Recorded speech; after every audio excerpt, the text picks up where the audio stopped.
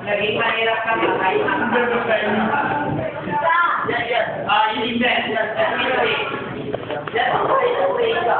the top of the top and bottom of the flagpole are correct. The angle of elevation of the top and bottom is the top and bottom of the flagpole. So we have two angles.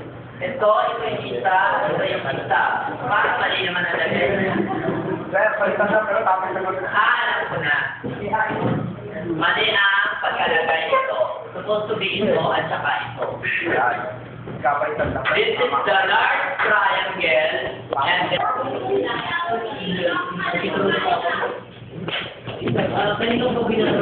quiet. This is the ground. This is the building. Yan. Tapos, merong flagpole dito.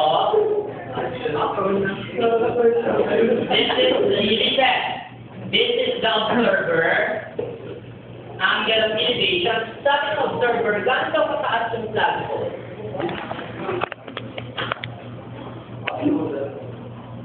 This is your second triangle. Yan.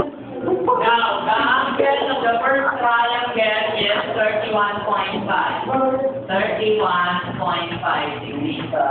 The angle of the second triangle is 33.5. Yeah, 33.5 degrees. Now, this is the unknown.